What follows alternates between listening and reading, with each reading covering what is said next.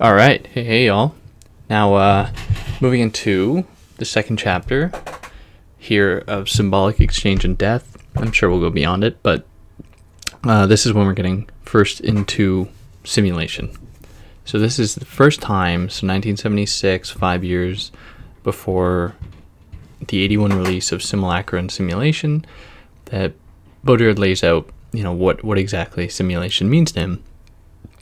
And what he says here is very much similar to what he ends up saying in Simulacra and Simulation, but they accompany each other pretty well. And it's odd because there are two books between this one and Simulacra and Simulation.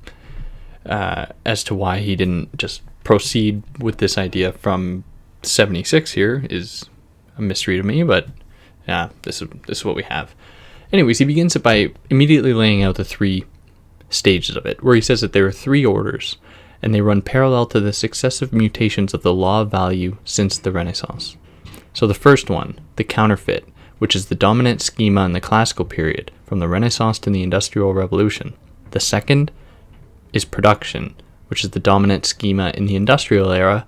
The third is simulation, which is the dominant schema in the current code-governed phase.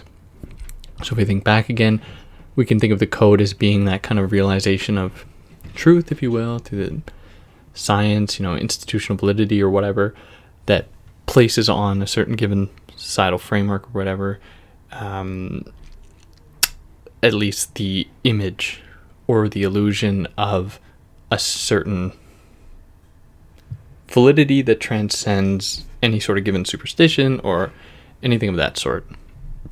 Now, what is important to note here is that the three phases, counterfeit, production, and simulation, does not imply that the counterfeit and production are not simulations.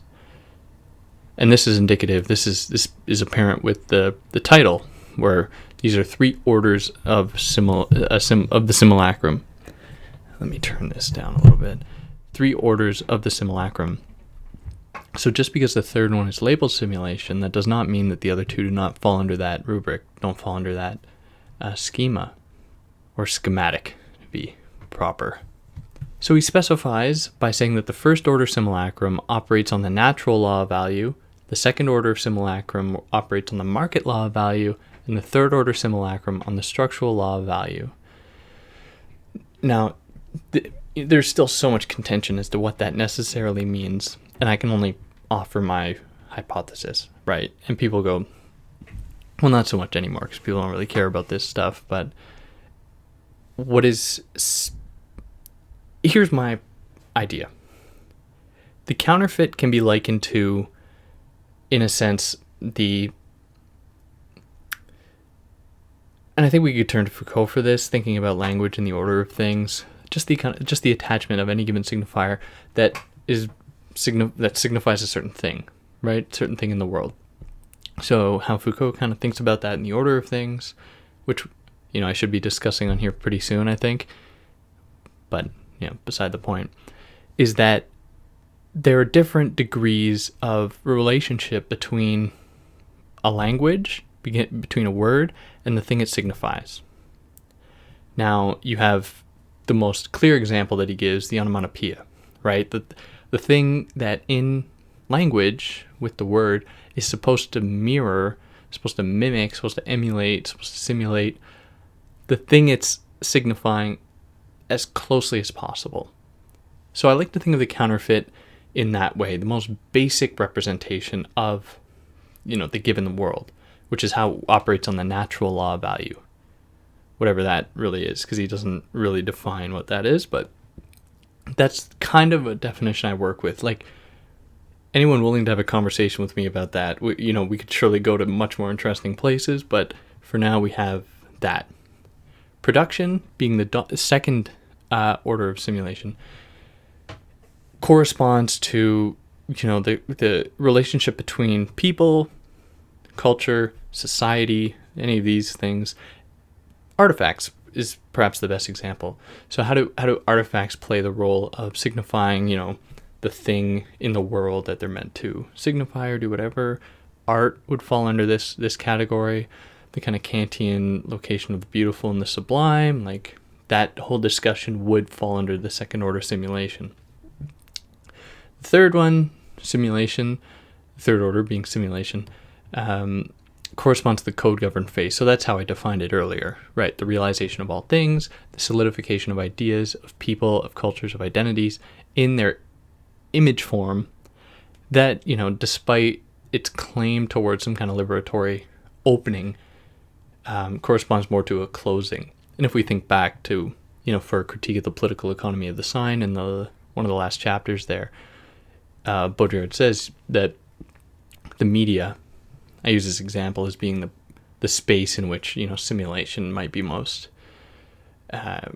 characteristic of, or that simulation is most indicative of. The media are that doesn't allow a response, right? So you are just endowed with, meaning, kind of washes over you, messages or whatever, and you aren't given that opportunity to respond.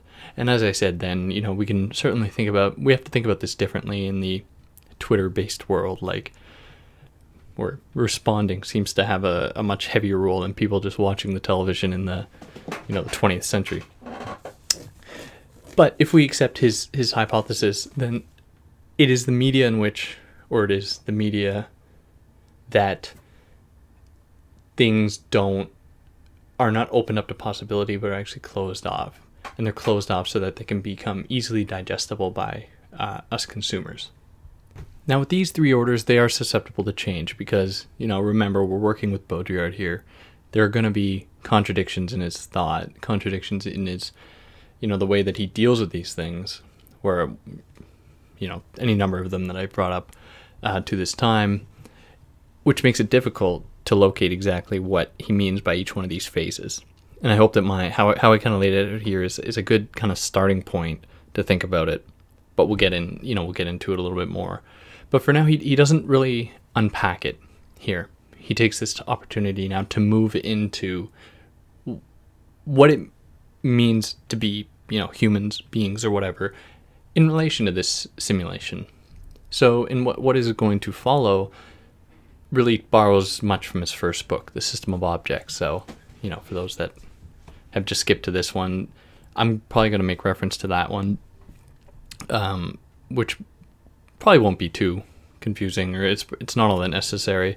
For those people that haven't watched or listened to my first couple of videos on his first two books, I mean, it's kind of blasphemy to say this, but I think that they're not really necessary to grasp the rest of his stuff. But anyways, I digress.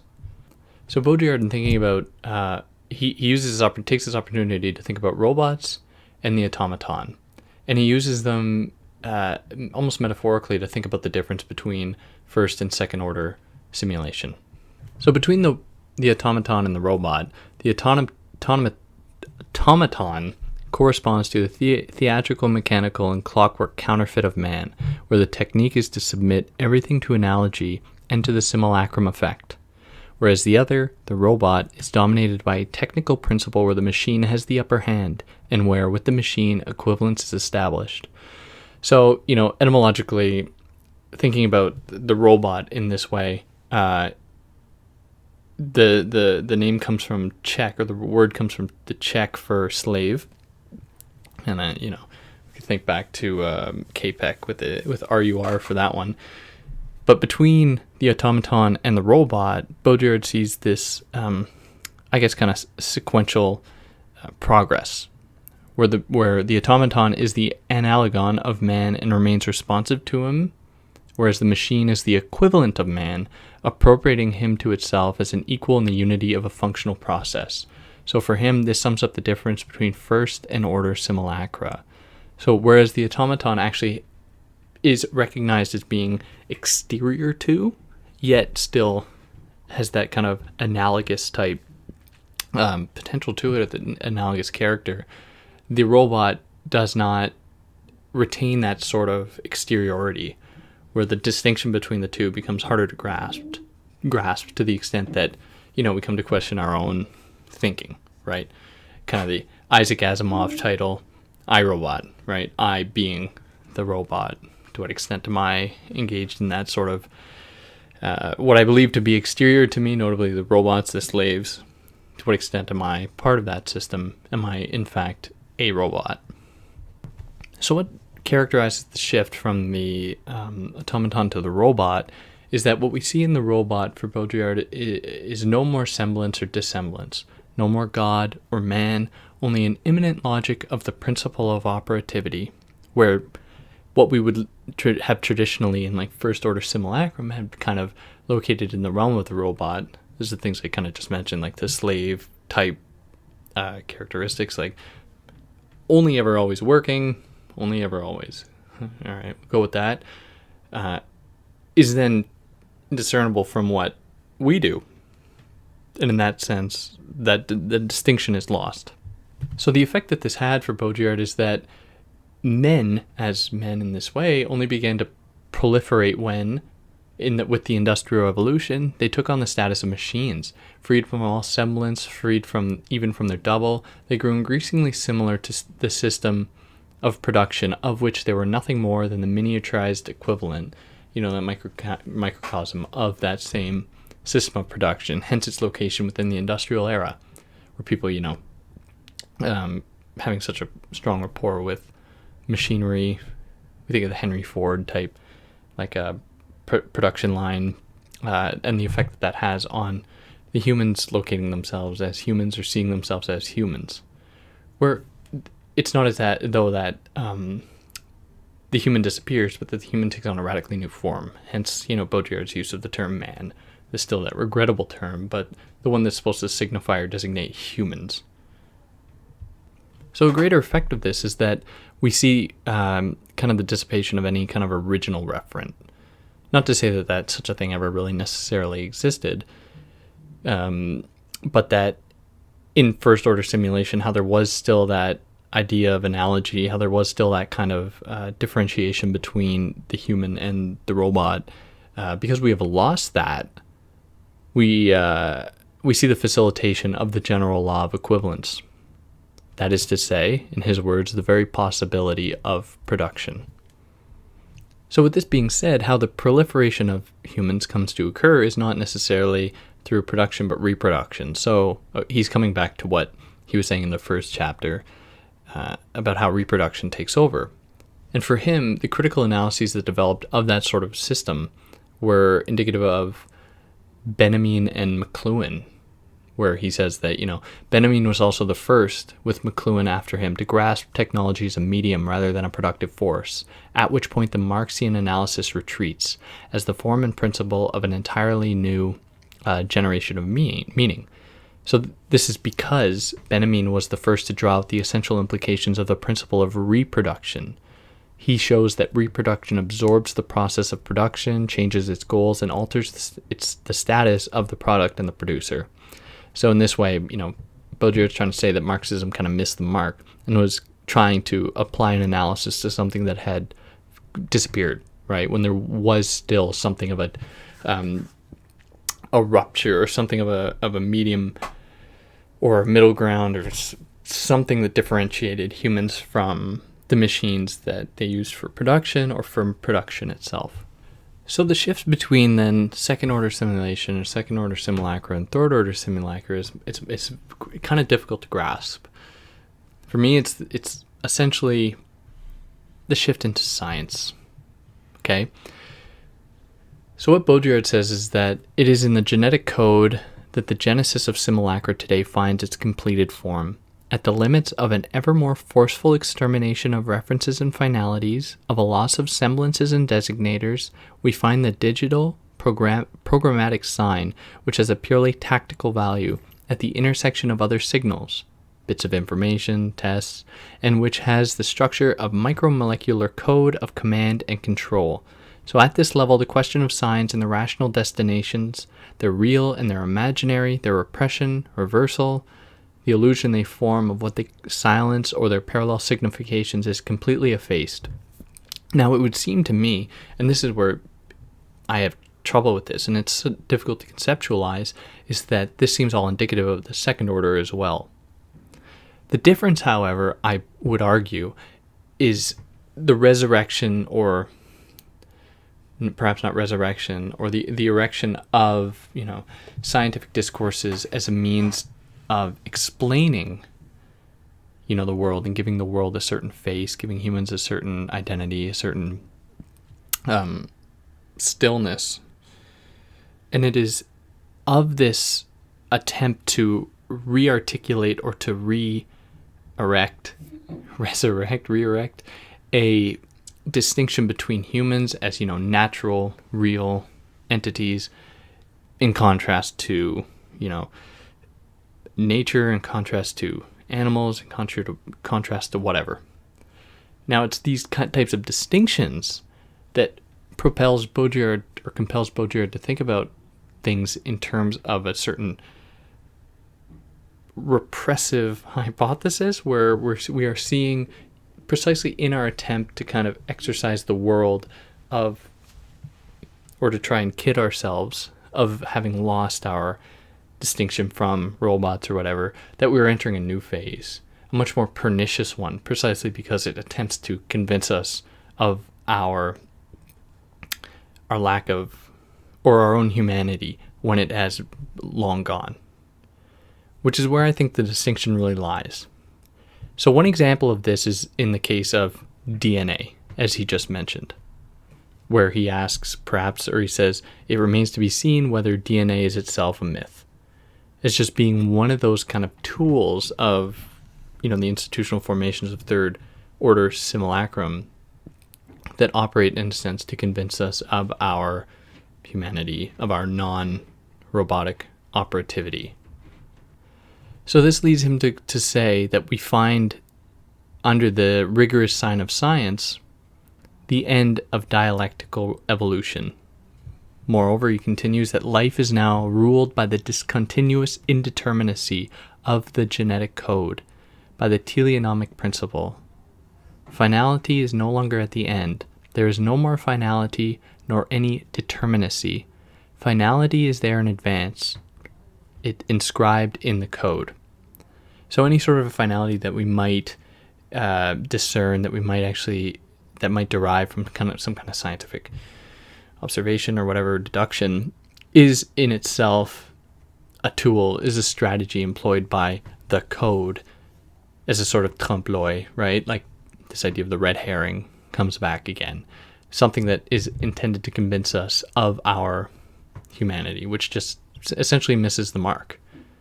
So it's in that sense that we enter the third order, as having, we're in the stage where nothing has any attachment to a real referent.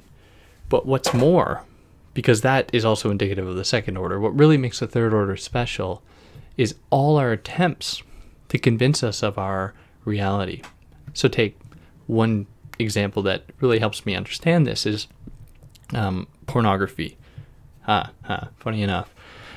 Through pornography, we come to see ourselves having a body that desires, a body that wants, a body that, excretes fluid, that can do bodily things.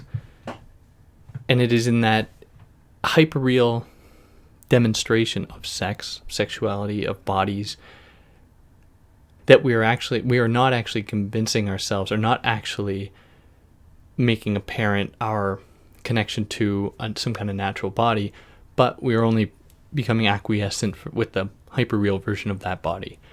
And so pornography, in the way that it's demonstrated most prominently, is just one strategy of convincing ourselves that we are still humans, if you will.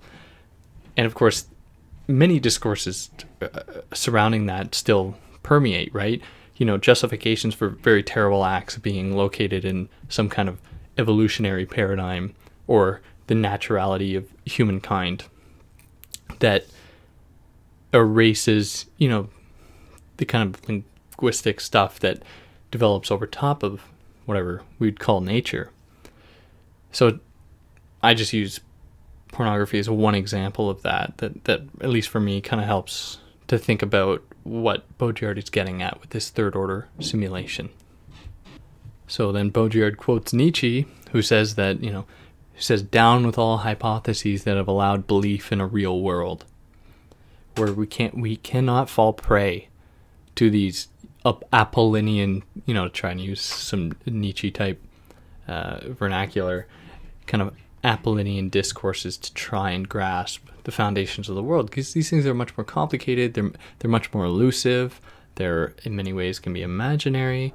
They can be mystical. They can belong to the realm of magic that doesn't lend itself to a clear Apollo-like Socratic method analysis. It's his whole project in The Birth of Tragedy.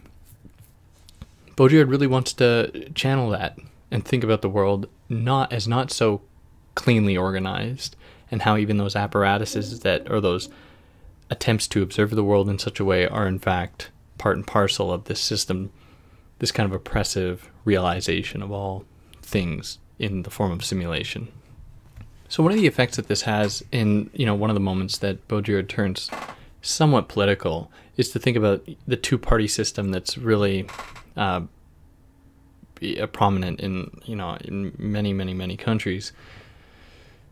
The two-party system corresponds for Baudrillard to a certain binary structure, right? Ones and zeros, a sort of structure that is indicative of third-order simulation, and in effect, as well, second-order simulation. The kind of the grasping between what is real, what is unreal, as it comes out in the binary form. So for Baudrillard, that is party politics, then, or a two-party system, mirrors that same kind of cultural logic, that sort of drive or that move into third-order simulation. So what stands in opposition to that, and we think, and the example he gives is totalitarianism as a single-party system that cannot operate precisely because it does not abide by the same logic. So what he says is that this is because single-party rule, totalitarianism, is an unstable form which drains the political stage and can no longer ensure the feedback of public opinion, the minimal current in the integrated circuit that constitutes the transistorized political machine. The two-party system, by contrast, is the end of representation, since solicitation reaches its highest degree in the name of a simple formal constraint when you approach the greatest perfect competitive equation between the two parties. This is only logical. Democracy attains the law of equivalence in the political order, and this law is fulfilled by the seesawing of the two terms, which thus maintains their equivalence, but by means of this minuscule divergence allows for public consensus and the closure of the cycle of representation. And this is really, it's easy to think about the United States in this way, almost deceptively easy, but I'm going to do it anyways, where it makes me very suspicious how close elections are, right? Take the latest one, like with Trump and Clinton. The fact that, they each won in their own way, right? You had Clinton winning with the popular vote and Trump with the Electoral College. Both legitimate. I don't want to delegitimize either of those, right? They both serve a purpose. Now, that's a conversation for another day for anyone who's really interested, but for now I'm just going to kind of put them on an even playing field. What that says, or makes me generally suspicious, is just because how clean it is. Half the population thinks this, half the population thinks this. Easy, right down the middle. And of course there are outliers and whatnot, but if we're being properly Baudrillardian, what we're really thinking about are like the totalizing frameworks, or those things that stand in for wholes.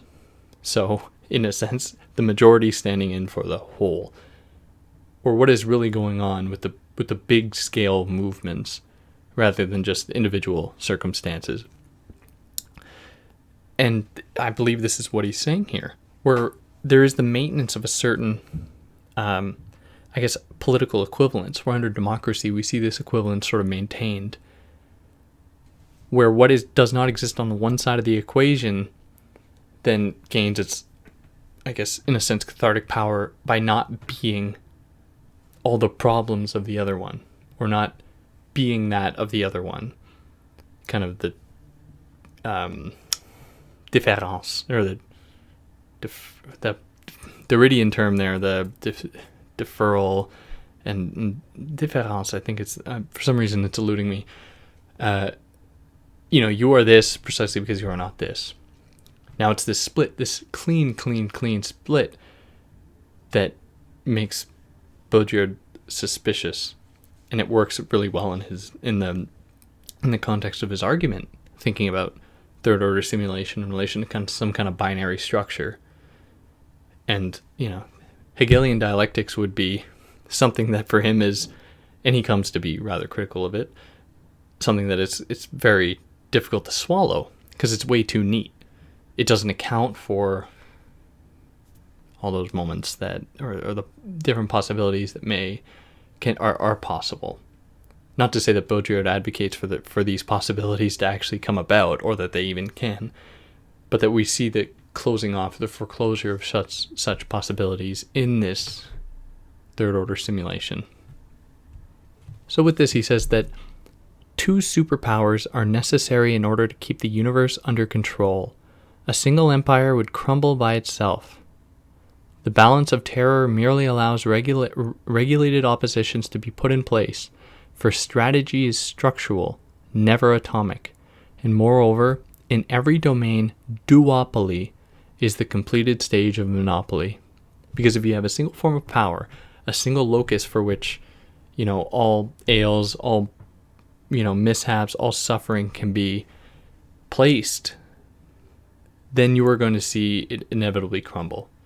Kind of absolute power paradigm. Whereas if you maintain an oppositionary type structure, I may have made that word up, a binary type system, then what you can actually see is, or what you may see is actually, the people turning against themselves. Kind of class analysis here is certainly possible, or Marxist analysis of class, where rather than thinking about, the very condition of there only being 2 parties or 2 options, very restricted, instead of thinking about that, it's thinking about how your party is the best, and it stands in opposition to that other one, when this is all just part and parcel of this kind of systemic law of equivalence or third order simulation. So Baudrillard then turns this analysis and even onto a more specific point. And this is, to me, one of the most haunting moments in Baudrillard's work, where he thinks about the World Trade Centers. So he asks, why has the World Trade Center have 2 towers? He says, all Manhattan's great buildings are always content to confront each other in a competitive verticality, from which there results an architectural panorama that is the image of the capitalist system, the pyramidal jungle, every building of the offensive against every other. The system itself can be spotted in the famous image we have of New York on arriving by sea. The image has changed completely in a few years. The buildings are no longer obelisks, but trustingly stand next to one another like columns of a statistical graph. This new architecture no longer embodies a competitive system, but a countable one, where competition has disappeared in favor of correlation. New York City is the only city in the world to have retraced through the entire length and breadth of its history the contemporary form of the capitalist system in this way, instantaneously changing according to this system. No European city has ever done this, and that's his French intellectualism kind of douchery sneaking through there, but we'll forgive him for that. So then he returns to the idea to the World Trade Centers. So this architectural graphism belongs to monopoly. The World Trade Center's 2 towers are perfect parallelepipeds. Pipeds. Sorry. 400 meters high on a square base. They are perfectly balanced and blind communicating vessels. The fact that there are 2 identical towers signifies the end of all competition, the end of every original reference. So paradoxically, if there were only one tower, that is, the World Trade Center would not embody the monopoly, since we have seen that it becomes stable in a dual form. For the sign to remain pure, it must become its own double. This doubling of the sign really put an end to what it designated. So, sorry for reading that long passage, but it's an important one, where he's stating that because we are seeing, we see the end of all competition, right? The kind of move from the capitalist mode to this hyper-capitalist one, or what we may regrettably call as such, because for lack of a better term, he says that the Twin Towers and having, being the exact same building, marks an end of all competition.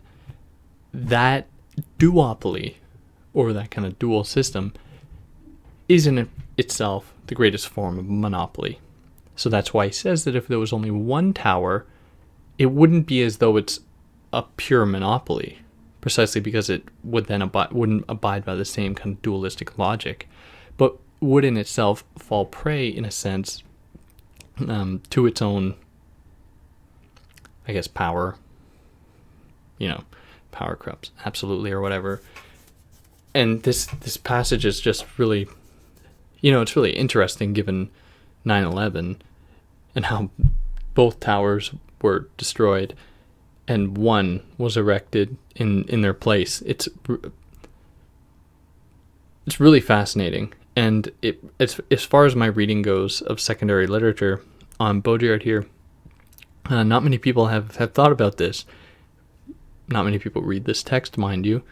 Not many people read this whole text, especially. But it's extremely interesting. So if we were to take Baudrillard's idea seriously, in that if there were only one tower, the World Trade Center would not embody the monopoly. For the sign to remain pure, it must become its own double. This doubling of the sign really put an end to what it designated. Perhaps we are seeing, a return, if you will, to capitalism in its second order localization. In which case, is Baudrillard incorrect? Because I would be inclined to say no. I will accept Baudrillard's thesis to some extent and say that, we can think of hyperreality, we can think of third order simulation, fourth order, fifth order, whatever, and we keep moving on that track. And in the case of 9/11, which is something he witnessed, he was alive for, and we'll get to what he said about it later on, but for now, it seems as though we aren't going back to a certain designation or a certain correspondence between that monopolistic type representation of capital in the form of the World Trade Center as being one building, and capital itself, or capitalism, which kind of throws his argument out of whack, out of sync, and it really problematizes it in a sense. But it's interesting to think about nonetheless. And the fact that he thought about it in these terms is what I find haunting. Because it was, 25 years before 9/11. It's interesting. So it's in this third order that we see this kind of birth of the hyperreal. So the hyperreal, the kind of definition he provides for it now is as follows. At the end of this process of reproducibility, the real is not only that which can be reproduced, but that which is already produced, the hyperreal. So, as I stated earlier, the example I gave, with pornography, where, we're dealing with bodies, we're dealing with bodily fluids, we're dealing with bodily functions, but that can be hardly said to be, to be indicative of, sexuality, right? We think of that famous passage by someone whose name, some philosopher whose name eludes me. Here, I'll find it. Sorry, yes, not a philosopher. It was Marlene Dietrich, who said that in America, sex is an obsession. In other parts of the world, it is a fact. So, thinking about America in this way, an extremely fascinating territory for Baudrillard, it makes sense that America being that space of hyperreality, par excellence, would be the space in which sex is what we're obsessed with. And this goes further, obsessed with sports, with working out, with all all these institutional formations that all just serve the purpose of convincing ourselves of our reality, in a sense. And then we have Disneyland or whatever to convince us that, irreality or unreality is over there, or illusion's over there, magic's over there, whereas what lies outside of it is real. But, we'll get to that with simulacra and simulation. So with this being said, I have to really emphasize that reality is not the opposite of hyperreality. It's when reality is made to be, totally apparent, when reality is made to be more itself than itself, if you will. So it's not as though reality disappears, but when it is made to be more of itself, when it's brought to its nth power, that we see the birth of hyperreality. So it's not as though reality disappears, but that it's there in its most extreme fashion. So in response to this system, Baudrillard proposes that in a place we would almost least expect it, that we see a form of resistance manifest itself in graffiti, or what he calls the Insurrection of Signs. So he states that in the spring of 1972 in New York, a spat of graffiti broke out, which, starting with the ghetto walls and fences, finally overcame subways and buses, lorries and elevators, corridors and monuments, completely covering them in graphics ranging from the rudimentary to the sophisticated. So the graffitiists for Baudrillard, he suggests that they sprang up after the repression of the great urban riots of the 1960s, or the late 1960s, of which he says, like the riots, graffiti was a savage offensive, but of another kind, changing content and terrain, a new type of intervention in the city, no longer a site of economic and political power, but as a space of the terrorist power of the media, signs, and the dominant culture. And as I said before, it's a little bit ironic that he would have located within graffiti a sort of resistive potential, precisely because it relies on the same kind of relationship to signification, where thing stands in for another thing. But there's an immediacy to it that Baudrillard really liked, and it was something that for him really challenged authority as it manifests itself in the form of simulation, turning the same kind of structural oppressive institutions or whatever back against themselves, making a mockery of it, if you will, and responding immediately on the spot. So the signs that make up graffiti, often indiscernible, and I speak for myself. Much of the graffiti I see I can't read. And I think it's safe to say that's the case for most people, but that is where, for Baudrillard, the potential of it lies. Precisely because they resist every interpretation and every connotation. They no longer denote anyone or anything. In this way, with neither connotation nor denotation, they escape the principle of signification, and, as empty signifiers, erupt into the sphere of the full signs of the city, dissolving it on contact.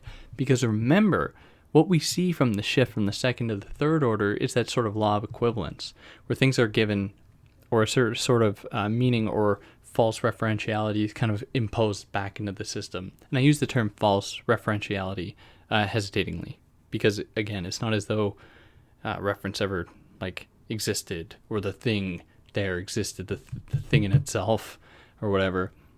But still, there's something to be said about that, and how the sign makes a mockery of that, kind of reinstating something of a mystery, reinstating the possibility that there are things that just can't be understood, reinstating the Dionysian type, mystery, the illusion of the world. So where on one side, you see graffiti as being a sort of resistive aesthetic, there is also the more oppressive aesthetic, and that comes out in the form for Baudrillard in fashion, where fashion is something that exists by and for the system. Now, it's important that I preface this by saying that it's nothing wrong with engaging in fashion, right? It's just what people do. But to craft a theory, a radical theory for Baudrillard, would be to, of course, challenge every single domain of its being. So what Baudrillard says of fashion is that where modernity is a code, or at least where modernity kind of houses the potential for the code, fashion is essentially its emblem. So whereas in the code, in modernity, we see the law of equivalence, or the structural law of value, Baudrillard says that contemporary with political economy and like the market, fashion is a universal form. In fashion, all signs are exchanged, just as, on the market, all products come into play as equivalents. So then there remains only the form of general equivalence, and that is fashion itself, where there's, the absolute recognition of signs as relating to other signs, and that is where all of its meaning derives. And in that sense, it would seem to me like there is something of a radical potential in that, because it doesn't labor under any illusion of there being that kind of reality, right? Fashion is in of itself a sort of mystery, right? No one knows where it'll go. No one knows why things have existed as they have. Trends are stubbornly arbitrary, and the way in which they guide and organize social behavior, organization, cultural stuff, it really, I guess, injects this sort of mystery, I think. So I think in a sense Baudrillard is wrong here, in that the way he looks down upon fashion, it seems to me like it's something to be happy about, in a sense, where it doesn't take at its core some kind of transcendental property that connects itself with some kind of reality that exists outside of the realm of simulation. But that's just me. That's just me reading him here. Because, like he said of Mauss, like he said of Marx and Freud, we must read Baudrillard against Baudrillard. We must forget him, if you will. But he says of it that it is almost that attachment to signification that from which it derives its oppressive potential, or its oppressive power, energy. He says that it is the utter absurdity, the formal futility of the sign of fashion, the perfection of a system where nothing is any longer exchanged against the real. It is the arbitrariness of this sign, at the same time as its absolute coherence, constrained to a total relativity with other signs, that makes for its contagious virulence, and at the same time its collective enjoyment. But I would still maintain that, and especially thinking about his work later on, which I'll make when I get to later texts like the Perfect Crime and The Illusion of the End and so on, it's interesting to think back at some of his ideas here, because it's easy to read in him now like this, some kind of just a general conservatism, just a general disavowal of everything that doesn't abide by like a high culture type paradigm, like Adorno's critique of jazz as one thing, which is in my mind just a thinly veiled critique of blackness, but that's neither here nor there. Well, it's pretty fucking important, but it's not something I'll get into now.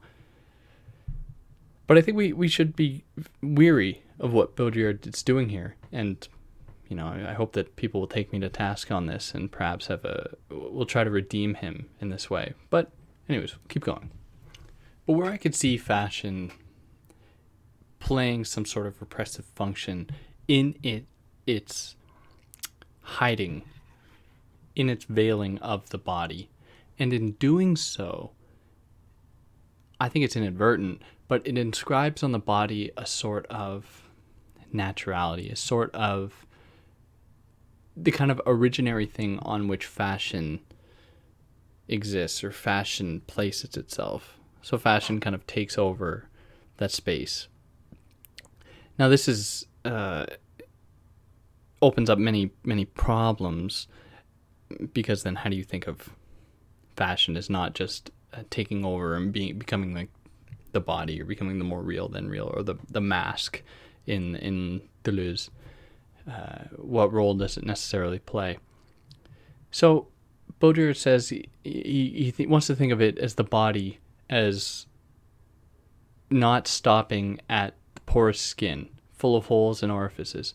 Only metaphysics institutes it as the borderline of the body. So the skin itself is defined not as nudity, but as an erogenous zone, a sensuous medium of contact and exchange, a metabolism of absorption and excretion. So then he gives the example of a James Bond film, Goldfinger, where he says that in it, a woman is painted in gold, all her orifices are blocked up in a radical makeup, making her body a flawless phallus. That the makeup should be gold only emphasizes the homology with political economy, which of course amounts to death. So the nude gold varnished playgirl will die by having incarnated to an absurd extent the fanaticism of the erotic. But this is the case for every skin and functional aesthetics in the mass culture of the body. So body-hugging tights, girdles, stockings, gloves, dresses, and clothes, not to mention suntans, the leitmotif of the second skin, and the transparent pellicle always come to vitrify the body, or to reify it in a sense, where I think fashion just serves that function, right? Where we think fashion is just being this thing that signs against other signs, has no meaning, has no connection to a fundamental referentiality, but in a sense is complicit with the generation of that sort of referentiality, which is, remember, distinct quality of third order simulacrum, the kind of construction of these zones of supposed reality or artificial reality. So what we see then is a utopia of nudity, of the body present in its truth. This is at most the ideology of the body that can be represented. So then, it is one of the ideas that pervades, at least in the time he was writing this, kind of following it during the Quiet Revolution.